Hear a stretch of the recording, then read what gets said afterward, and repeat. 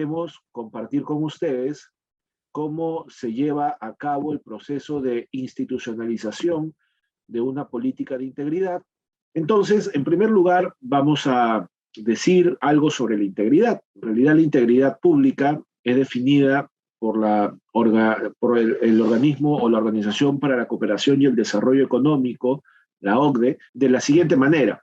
La integridad tiene que ver con el posicionamiento consistente y la adhesión a ciertos valores éticos comunes, así como a un conjunto de principios y normas destinadas a proteger, mantener, priorizar el interés público sobre los intereses privados. Esto nos lleva a pensar que la integridad está asociada fuertemente a dos aspectos: al cumplimiento ético o al ejercicio ético de la función pública, lo cual a su vez nos debe llevar siempre a elegir el interés público, el interés general, por encima de los intereses particulares o privados. Es decir, la integridad está asociada fuertemente a una actuación capaz de manejar adecuadamente los conflictos de intereses. La persona íntegra es una persona que actúa con una ética profesional y es una persona que es capaz de mantener una línea de conducta ajena a los conflictos de intereses, o con capacidad, mejor dicho, para gestionar. En ese sentido, si tenemos en cuenta que la integridad es actuar con ética pública, con ética profesional, y al mismo tiempo es defender el interés público por encima del interés privado, este valor público de la integridad se va a desarrollar a través de una serie de mecanismos, a través de una serie de normas, a través de una serie de políticas, para que pueda ser aplicable, para que pueda efectivamente desarrollarse en la vida de las organizaciones públicas. En ese mismo sentido, la OCDE, en este documento que se llama Recomendaciones del Consejo de la OCDE sobre Integridad Pública, publicado en el año 2017, establece 13 recomendaciones organizadas en 3 pilares. Estas recomendaciones fundamentalmente se orientan a fortalecer la cultura de integridad, a fortalecer sistemas integrados que permitan desarrollar acciones concretas a favor de la integridad y busca promover la rendición de cuentas. En el campo de la cultura, lo que se busca es que la sociedad en su conjunto esté orientada a defender una agenda de integridad, a discutir sobre una agenda de integridad, es decir, cómo como sociedad podemos fomentar prácticas éticas, prácticas que nos permitan cumplir adecuadamente con nuestras obligaciones sociales, ¿no?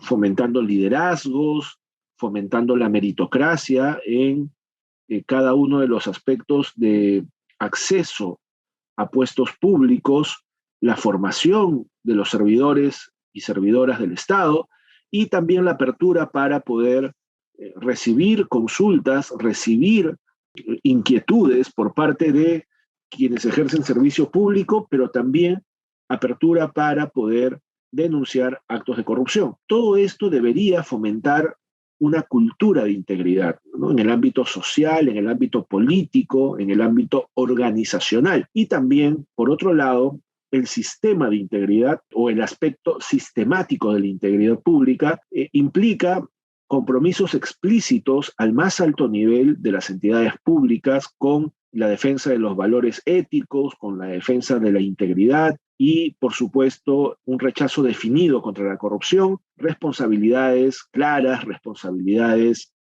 para todos los involucrados, que cada institución sepa qué es lo que les corresponde hacer en la lucha contra la corrupción y en el fomento de la integridad, una estrategia definida por datos, por información confiable y no por lo que a uno o a otro se le puede ocurrir que puede ser mejor para combatir la corrupción. Y finalmente, normas que faciliten la comprensión de aquello que debemos hacer como servidores, aquello que debemos realizar en nuestro trabajo cotidiano para promover, insisto, este valor público de la integridad. Y finalmente, la rendición de cuentas, que tiene que ver con la capacidad de supervisión del Estado, con la participación ciudadana en calidad de colaboradores críticos del Estado, la sanción oportuna cuando se procesa, se investiga y se procesa un caso de corrupción o de faltas a la ética, y la gestión de los riesgos es muy importante para poder tomar conocimiento de situaciones que podrían constituirse en actos de corrupción si es que no tenemos una perspectiva preventiva. En primer lugar, lo que debemos decir para institucionalizar la integridad en nuestras entidades públicas es que necesitamos, requerimos implementar la función de integridad. La función de integridad es una función específica que se ha aprobado en el contexto del Plan Nacional de Integridad y Lucha contra la Corrupción y en el contexto de la Política Nacional de Integridad y Lucha contra la Corrupción para precisamente desarrollar acciones de integridad y al mismo tiempo implementar el modelo de integridad institucional que en breve les comentaré y que ya hemos escuchado en el video. La función de integridad debe ir acompañada, además, por herramientas tecnológicas, herramientas organizacionales que le permita a quien va a ejecutar esta función de integridad poderla llevar a cabo de manera eficiente, de manera eficaz, de manera articulada, de modo que todos los integrantes de la organización puedan estar precisamente vinculados a el desarrollo de esta función de integridad.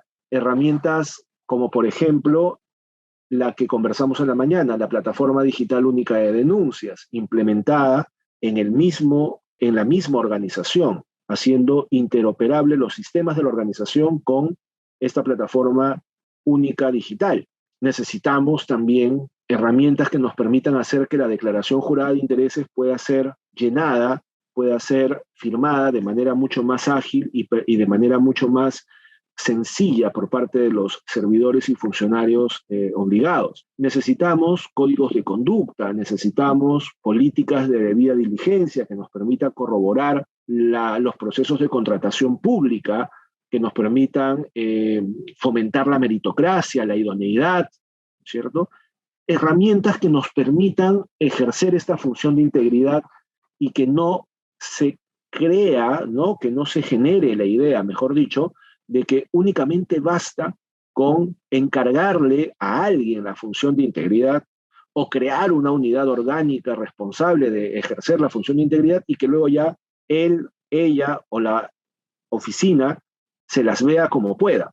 Necesitamos herramientas y necesitamos respaldo institucional y respaldo político para poder desarrollar la función de integridad.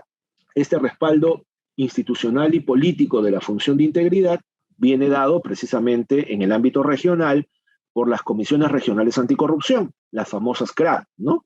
Las comisiones regionales anticorrupción son espacios de articulación y concertación de políticas de lucha contra la corrupción en las regiones en las que intervienen sector público representado por el gobierno regional, quien a su vez en la nueva normativa su responsable de ejercer la función de integridad, ya sea el jefe de la oficina de integridad o el funcionario designado para esta función, es ahora, de manera inmediata, el secretario técnico de la Comisión Regional Anticorrupción. Por lo tanto, el gobierno regional tiene un papel muy importante en la formación, no en la formación, sino en la convocatoria, en la organización, ¿no es cierto?, y en el sostenimiento de las comisiones regionales anticorrupción. Pero también participan otras entidades fundamentales del Estado, el Ministerio Público, el Poder Judicial, la Contraloría General, la Defensoría del Pueblo, por decir algunas entidades en el ámbito regional que son muy importantes y que participan o deben participar en la Comisión Regional Anticorrupción, así como organizaciones de la sociedad civil y representantes del sector privado, gremios empresariales, empresas importantes que deben también tener un rol y una voz en el desarrollo de las políticas de lucha contra la corrupción. En este espacio de articulación y de concertación encontramos digamos, ¿cómo decirlo? Se delinean las principales estrategias que se desarrollarán en las regiones para combatir la corrupción y brindan un respaldo político a quien ejerce la función de integridad.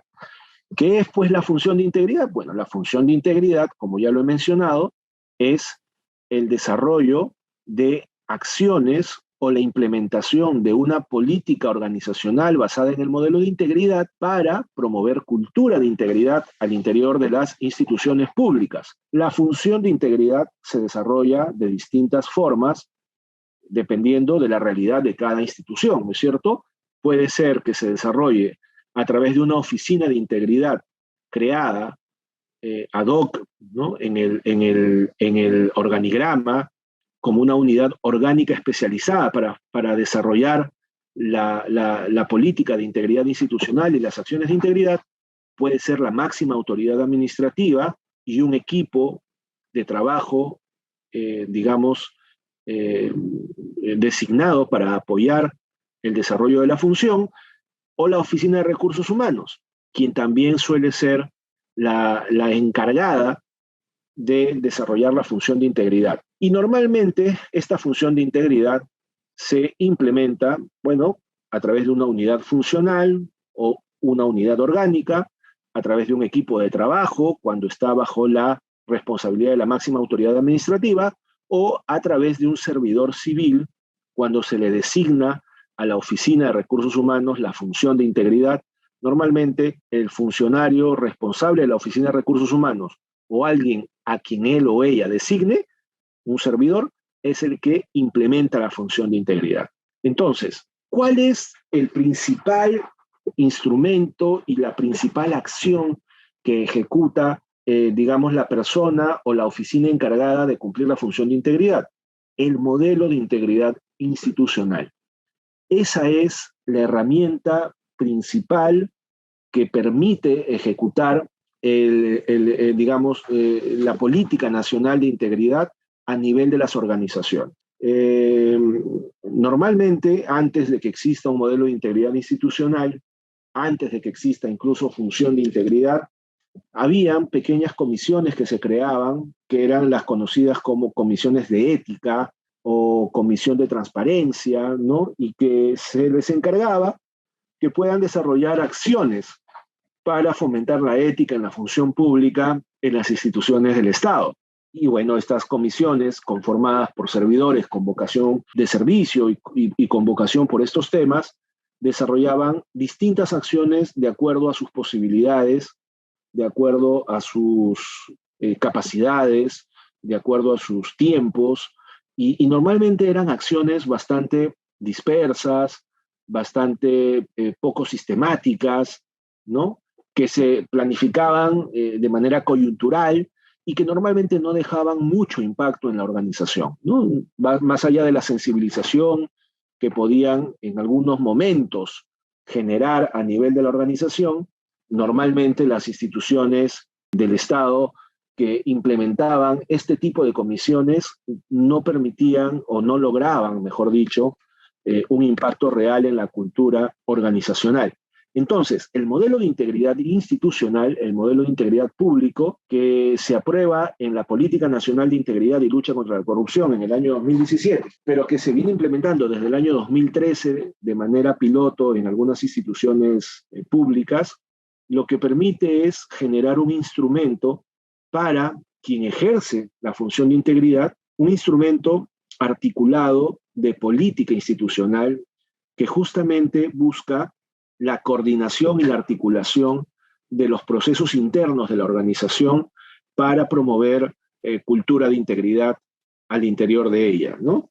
Entonces, el modelo de integridad público tiene 9 componentes y estos son los 9 componentes que actualmente se vienen desarrollando. El primer componente es el componente de compromiso de la alta dirección. Como ya sabemos, no es posible institucionalizar ninguna política de integridad, ninguna acción de integridad, si es que no existe compromiso al más alto nivel, en el liderazgo de la organización. El presidente regional o la presidenta regional, el gerente general, los directores o gerentes de línea son fundamentales para promover compromisos que impacten en la organización. Y estos compromisos no son compromisos únicamente en términos personales, ¿no? No son compromisos únicamente de ellos o de ellas como personas, sino son compromisos que se traducen en instrumentos de gestión de manera explícita. Por ejemplo, ustedes se han preguntado o ustedes tienen conocimiento si sus planes estratégicos institucionales contienen valores institucionales. Se han preguntado si estos valores institucionales, alguno de ellos está referido a la integridad o a la ética, ¿no es cierto? Si en el plan estratégico no se ubica un valor organizacional vinculado a la integridad o a la ética, entonces eso quiere decir de que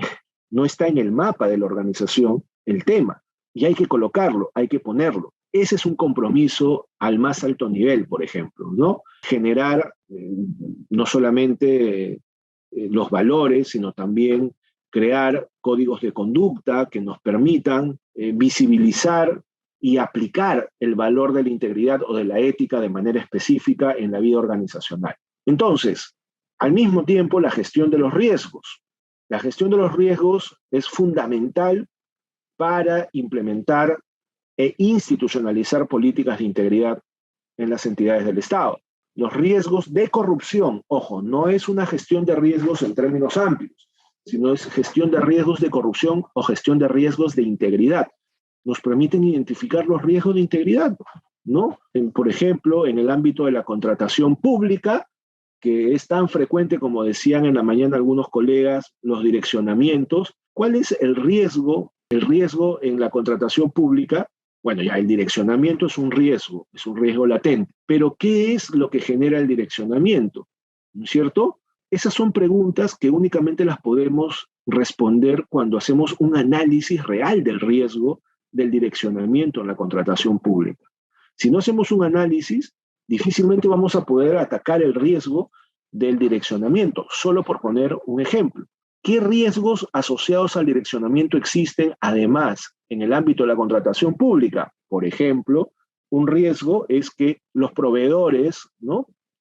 O los potenciales proveedores se reúnan fuera de las instalaciones de los gobiernos regionales o de las municipalidades para hacer coordinaciones previas al lanzamiento de la convocatoria o durante la convocatoria. Ese es un riesgo de corrupción, porque se puede, digamos, incurrir en la colusión, ¿no? En el favorecimiento indebido, en el direccionamiento, en fin, tantas formas de corrupción. Entonces, si no identificamos los riesgos, no vamos a poder tener o tomar medidas que prevengan ese tipo de situaciones y por lo tanto van a seguir ocurriendo. De tal manera que si un riesgo de corrupción en el ámbito de la contratación pública o en la adquisición de bienes y servicios es que los funcionarios responsables de comprar en la entidad o de ejecutar los servicios de logística, de abastecimiento, se reúnen con potenciales proveedores fuera de las oficinas, bueno, una medida de control es prohibir que cualquier funcionario vinculado a la compra o a la adquisición de bienes y servicios en la entidad se reúna fuera de las instalaciones de la oficina. Así es sencillo. Cualquier reunión tiene que ser dentro de la oficina, dentro de la entidad, e inclusive algunas entidades ya hasta incluso colocan medidas mucho más drásticas de control, como por ejemplo que las reuniones entre proveedores y los responsables de ejecutar las compras o las adquisiciones sea en salas totalmente transparentes, o sea, de vidrio y con cámaras, para que se sepa qué es lo que se está coordinando, qué es lo que se está conversando. Entonces, identificar los riesgos es fundamental para poder combatir la corrupción, para establecer medidas de control, de mitigación a la práctica de la corrupción. El tercer componente está vinculado a las políticas de cumplimiento y de integridad. Estas políticas de integridad están asociadas fundamentalmente a el desarrollo de acciones específicas y de normas específicas que permitan cerrarle el paso a la corrupción, ¿no es cierto? O que permitan generar mejores prácticas que alejen la mala práctica de la corrupción. Si implementamos una directiva de debida diligencia, por ejemplo, esa es una política de integridad. Y si la directiva de debida diligencia establece de manera muy concreta los pasos que se debe seguir para corroborar que los proveedores que participan en una licitación pública cumplen con todos los requisitos técnicos morales y legales, probablemente vamos a tener mejores proveedores y menos probabilidades de corrupción. Si implementamos una directiva de prevención de conflicto de intereses, quizás los servidores y funcionarios van a tener mayor claridad de cuáles son sus obligaciones en términos de la defensa del interés público y evitar de esa manera incurrir en intereses privados. Muchas veces incurrimos en faltas por desconocimiento o por falta de regulación. Yo no sabía que podía elegir la empresa de mi cuñada. Yo pensé que mi cuñada en realidad no era un familiar directo, ¿no? Yo no sabía que podía elegir el servicio o tomar el servicio, ¿no? De la hermana de mi cuñada, ¿se dan cuenta? O de mi amigo de promoción del colegio con quien tengo una relación todavía muy frecuente, sin informar previamente de que es mi amigo. O sea, si tenemos cuál es el paso a paso de la delimitación del conflicto de intereses y cómo gestionarlo, quizás no incurriríamos en esa práctica y por lo tanto no incurriríamos en actos de corrupción. Entonces, si tenemos un código de conducta, ojo, no un código de ética. Código de ética ya existe. La ley del código de ética es el código de ética para todos los servidores del Estado. Necesitamos códigos de conducta ética, que es distinto. Códigos que regulen específicamente las conductas y las prácticas de los servidores dentro de las entidades públicas, de acuerdo al tipo de servicio que brindan a la ciudadanía. No es lo mismo brindar un servicio educativo que brindar un servicio de riego o brindar un servicio de saneamiento. Son servicios distintos, implican distintas prácticas, distintas maneras de relacionarse con los ciudadanos y ciudadanas. Por lo tanto, necesitamos códigos de conducta que regulen el comportamiento y las prácticas de los servidores públicos en cada situación o en cada servicio específico que brindan las entidades. Y luego tenemos el componente de la transparencia, que permite fortalecer la transparencia activa a través de los portales de transparencia estándar, brindando la información que debe brindar de acuerdo a la ley de transparencia y acceso a la información pública a cada entidad. Mantener actualizada esa página es muy importante para que la ciudadanía pueda estar informada en primer lugar y luego ejercer acciones de veeduría, acciones de colaboración crítica con la entidad, y también la transparencia pasiva, que es atender adecuadamente y en los tiempos oportunos las solicitudes de acceso a la información pública. Posterior, la auditoría que lleva a cabo las oficinas de control institucional. Es importante ser capaces de rendir cuentas de cómo gastamos o cómo utilizamos los recursos del Estado, pero también es importante fortalecer los controles concurrentes cuando se ejecutan obras o proyectos de inversión público que demandan, pues, precisamente el uso de muchos recursos públicos. Y el control concurrente, ¿qué es lo que hace? Nos permite evidenciar algunas situaciones adversas en el proceso de la inversión o de la contratación para poder tomar acciones inmediatas y no esperar a que malas prácticas o actos de corrupción se terminen por consumar y luego generar, digamos, obligaciones penales o administrativas, por muchas veces también por falta de información o por evidentemente malas prácticas. Entonces el control es muy importante, y el control interno como herramienta para favorecer la eficiencia con un sentido de economía, con un sentido de equidad, con un sentido de eficacia, es muy importante también para el cumplimiento de los objetivos institucionales. La comunicación y la capacitación, como este tipo de capacitaciones y otros que puedan desarrollarse al interior de las entidades. Cada entidad pública, por ejemplo, tiene su PDP, ¿no? Su Plan de Desarrollo de las Personas. La pregunta es, ¿han incorporado en el Plan de Desarrollo de las Personas el tema de la integridad como un tema fundamental de capacitación para los servidores? Eso habría que preguntarse. Si es no, entonces hay que incorporarlo en el Plan de Desarrollo de las Personas, la capacitación en temas de integridad, de ética pública. Las entidades tienen que invertir parte de su presupuesto en capacitar a su personal en estos temas, en mantenerlos informados para que puedan precisamente no incurrir en malas prácticas. fortalecer los canales de denuncia, como ya lo dijimos, fortalecer la capacidad de supervisión y monitoreo y fortalecer las oficinas de integridad, ¿sí? Entonces, este es el modelo de integridad, esta es la herramienta de política institucional que se necesita implementar en las entidades públicas para promover cultura de integridad y al mismo tiempo institucionalizar, el valor de la integridad como práctica organizacional y hacerla sostenible para todas las entidades públicas. Dentro de las políticas de integridad, la implementación de los ISOs antisoborno sirven mucho como coadyuvantes al desarrollo de políticas de integridad. Implementar ISOs antisobornos ayuda muchísimo, ¿sí? Entonces, este es el modelo de integridad, fíjense ustedes, con acciones mucho más específicas al interior de cada uno de los componentes, como el compromiso de la alta dirección influye mucho en la cultura organizacional de la entidad.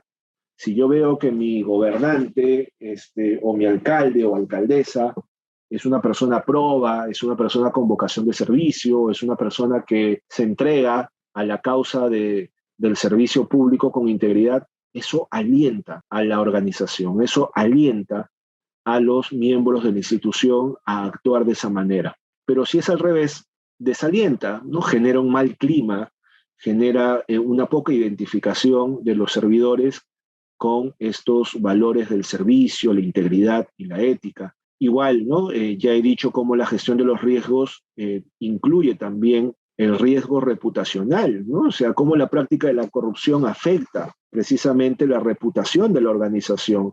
Ya lo hemos dicho en la mañana también, cómo afecta precisamente la confianza de la ciudadanía en las entidades públicas. Las políticas de integridad, que ya las he comentado en extenso hace un momento, igual que la transparencia, los controles, la capacitación, ¿no es cierto? La capacitación y la comunicación. He hablado de la capacitación, pero también la comunicación es importante. La difusión de los temas de integridad, de ética pública, de transparencia, a través de mensajes, a través de infografías, a través de pop-ups, ¿no? Que muchas veces se utilizan en las computadoras del Estado, a través de afiches. La comunicación es muy importante, y la comunicación y la forma en cómo se comunica. Ayer precisamente una colega del gobierno regional de Cusco, precisamente, si es que ahora también está participando algunos colegas del gobierno regional de Cusco, deben saber que hoy día se les ha entregado unos afiches precisamente a través de los cuales se difunde el código de conducta ética del gobierno regional y el mecanismo de denuncia del gobierno regional. Y entonces una colega que ha participado en el evento de entrega de los afiches a todas las direcciones del gobierno regional, precisamente me preguntaba cuál era la mejor estrategia para hacer la entrega de estos afiches a las direcciones. Y yo les decía que la mejor forma de hacerlo era resaltando el compromiso y resaltando el esfuerzo que hacen los directores y las directoras y los servidores y servidoras por fomentar una cultura de integridad. Y esos afiches representaban precisamente una suerte de reconocimiento y de refuerzo a ese trabajo que hacen las distintas oficinas y direcciones. Es una manera de comunicar positiva, en lugar de decir, vengo a darte este afiche como una medida de control y para que sepas que estamos vigilándote, ¿no? De que no te portes mal. No, la comunicación tiene que ser asertiva, efectiva, tiene que lograr consensos, tiene que involucrar a la gente. Por eso es importante tener estrategias de comunicación en ese sentido, que vinculen y no desvinculen, ¿no es cierto? El canal de procesamiento de las denuncias. Hoy en día, como ya les comenté, existe la plataforma digital única de denuncias, a través de la cual se puede denunciar y se pueden solicitar medidas de protección a los denunciantes. Así que esa plataforma hay que difundirla, hay que utilizarla, y por supuesto también utilizar otros mecanismos de denuncias cuando sean necesarios, ¿no? Cuando estemos ante situaciones que puedan implicar delitos, acudir a las instancias correspondientes. Entonces, ya para ir cerrando esta exposición, para poder implementar el modelo de integridad institucional, la Secretaría de Integridad Pública es el ente rector de implementar la política de integridad y de implementar el modelo de integridad público, ¿sí? La Secretaría de Integridad Pública, adscrita a la presidencia del Consejo de Ministros, es la encargada de acompañar a las instituciones y de brindar asistencia técnica para poder implementar la política y el modelo de integridad. Y en el caso del modelo de integridad público, para poder implementar el modelo de integridad, se ha creado un índice de capacidad preventiva. El índice de capacidad preventiva es una herramienta cuantitativa que nos permite hacer seguimiento de cómo vamos avanzando en la implementación del modelo. Cada componente, que están en la primera columna, tienen acciones específicas que se encuentran en el contenido. Estas acciones se desarrollan a través de preguntas y cada pregunta tiene un puntaje que se pondera finalmente en cada uno de los componentes para luego lograr tener una ponderación general. En la medida en que, por ejemplo, una entidad logre responder de manera positiva a cada una de las preguntas que se establecen en el índice de capacidad preventiva, se puede establecer que esa entidad ha llegado al 100% de la implementación del modelo. Cuenta usted, por ejemplo, ¿no?, con el valor de la integridad pública. ¿Está incorporado en el plan estratégico institucional? Sí. Entonces tienes un determinado puntaje y por lo tanto un porcentaje de cumplimiento en el componente número 1. ¿Ha implementado usted la declaración jurada de intereses? Sí. Otro porcentaje de cumplimiento en el componente número 3 de políticas de integridad. ¿Ha implementado usted una directiva de conflicto de intereses? Sí o no. Entonces se van estableciendo puntajes y ponderaciones que nos permite hacer seguimiento de cómo se implementa el modelo de integridad y poder dar asistencia técnica también cuando se necesita para poder continuar, digamos, en el desarrollo de la implementación, ¿no? Acá ustedes pueden ver, acá está la página facilita.gov.pe, ustedes pueden entrar a esta página y van a ingresar al dashboard, que es una suerte de página que alberga toda la información del modelo de integridad. Por ahora solamente hay información de las entidades del Poder Ejecutivo y de algunos gobiernos regionales, solo de algunos por ahora, pero ya a partir de julio todos los gobiernos regionales van a entrar a este dashboard porque ya todos van a ser evaluados a partir de junio y ahí van a poder mirar ustedes cuál es el porcentaje de implementación de su modelo de integridad de acuerdo a este índice de capacidad preventiva, ¿sí? De 81% al 100% es destacable, ¿no? Del 61 al 80% es deseable y así hacia abajo. Y ustedes pueden ver aquí a la derecha cómo se van desarrollando los puntajes en cada uno de los componentes de acuerdo a cómo vamos implementando cada acción. Esta es la guía de autoevaluación para el índice de capacidad preventiva. Acá están las preguntas, las alternativas y están también las evidencias que se necesitan presentar o recabar para, en efecto, mostrar que hemos cumplido con el valor de la integridad en el plan estratégico, que hemos cumplido con la directiva de debida diligencia, que hemos cumplido con el código de conducta, y etcétera, etcétera, etcétera. Acá está la página en donde ustedes pueden descargar la guía y pueden revisar cada una de las preguntas y las evidencias que se necesitan para poder cumplir con cada uno de los aspectos de los componentes del modelo de integridad, ¿sí? Es muy importante que ustedes tomen en consideración esto porque de esta forma vamos a poder dar cumplimiento al modelo de integridad público. Siempre con el pueblo. Gobierno del Perú.